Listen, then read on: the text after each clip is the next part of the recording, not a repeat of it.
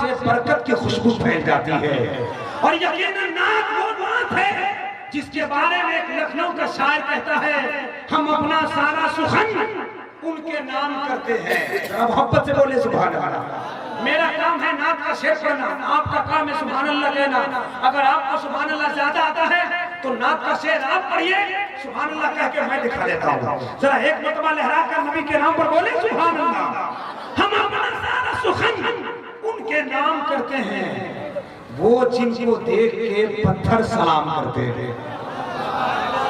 ہم اپنا سارا سخن ان کے نام کرتے ہیں، وہ جن کو دیکھ کے پتھر سلام کرتے ہیں۔ ٹکٹ جہاز کا، ویزا، ریال، رخت سفر، حضور ہی تو سب انتظام کرتے ہیں۔ ٹکٹ جہاز کا، ویزا، ریال، رخت سفر، حضور ہی تو سب انتظام کرتے ہیں۔ اور جہاں پہ بزم محمد سجائی جاتی ہے وہاں پہ رات کو فرشتے قیام کرتے ہیں۔ حضرات خوبصورت اشعار محترم جناب اعجاز رشید صاحب نے نعت کا شعر پڑھا، مگر افسوس یہ ہوا کہ آپ نے یہ احساس کرا دیا کہ آپ علاقے کے ہیں، آپ کو سنتے رہتے ہیں۔ یاد رکھیے بات پرانی ہو سکتی ہے مگر نبی کی نعت پرانی نہیں ہو سکتی ہے کہ نہیں؟ نبی کا نعت پڑھنے والا لہجہ چاہے وہ کسی ملک سے تعلق رکھتا ہو، مصطفیٰ کی نعت جب ممبر شریف پر پڑھیں تو یقین جانے آپ کو محبتوں کے ساتھ عشق کا گلاب پیش کرنا ہوگا۔ یہ چوکی معمولی چوکی نہیں ہے کہ بیڈ شیٹ بچھا دی گئی، محترم سرکار اللہ صاحب اور ان کے بھائیوں نے انتظام کر دیا۔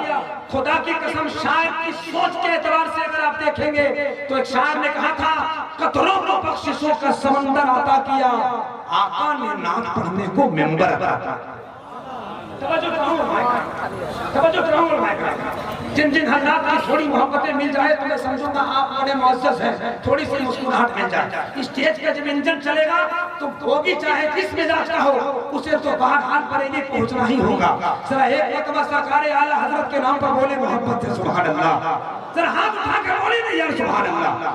جس انداز میں آپ سن رہے ہیں نبی کی نعت اسی خوبصورت انداز میں سنیں، مگر جب بھی کوئی نعت کا شعر، نعت کا لہجہ آپ کے قریب آ جائے تو آپ کا حق بنتا ہے کہ اپنے نبی کی نعت میں خوشیوں کا اظہار کیجئے، محبت کے ساتھ مسکراتے ہوئے اللہ کی تسبیح پڑھیے۔ بہت بڑا ثواب ہے، بہت بڑی نیکی ہے۔ ایسا کرنے والا آدمی دو کام کرتا ہے، ایک تو شاعر کا حوصلہ بلند ہوتا ہے، دوسرے اس کے نام اعمال میں نیکیاں بڑھ جایا کرتی ہے۔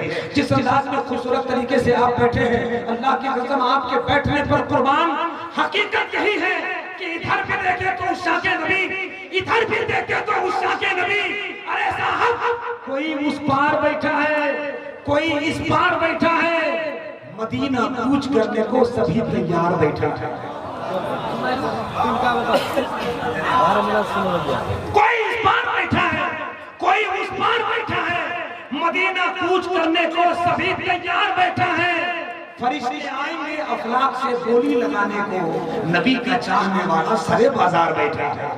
فرشتے آئیں گے افلاک سے بولی لگانے کو، نبی کا چاہنے والا سرے بازار بیٹھا ہے۔ دعا کریں کہ آپ کا بیٹھنا قبول ہو جائے اور مرنے سے پہلے مدینہ شریف کا سفر ہو جائے، ہے کہ نہیں؟ انشاءاللہ ابھی چل رہا ہے نومبر، اکتوبر، پھر آگے نومبر دسمبر تک انشاءاللہ آپ کا معاملہ فٹ ہو جائے گا اگر اللہ کے رسول کی مجلس قبول ہو گئی۔ ایک شاعر کہتا ہے کسی کا در کہا اس در کے بعد آئے گا، کوئی نبی نہ پیغمبر کے بعد آئے گا۔ میاں یہ جون جولائی تو حج کا موسم ہے، بلاوا اپنا دسمبر کے بعد آئے گا۔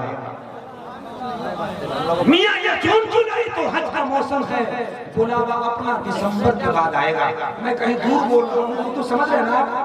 سمجھ رہے ہیں اردو سمجھ رہے ہیں؟ ایک مرتبہ ہاتھ لہرا کر اپنے نبی کے نام پر محبت سے بولے سبحان اللہ۔ میرے پاس ٹائم بہت کم ہے ورنہ آپ جانتے ہیں کہ پھر مزاج اگر قرض و مزاج کی طرف چلا جائے تو آپ خوب جانتے ہیں کہ رات کو 4 بجے بھی مجمع مسکراتا ہے، مگر اس وقت وقت کی نزاکت ہے۔ محترم سرکار اللہ صاحب کے چہرے پہ شکر کے تھوڑے آثار دکھ رہے ہیں، ٹائم زیادہ ہو گیا ہے اور میں معزز مہمانوں کی ایک عظیم سلسلے ممبر شریف پر آنے شروع ہو گئے ہیں۔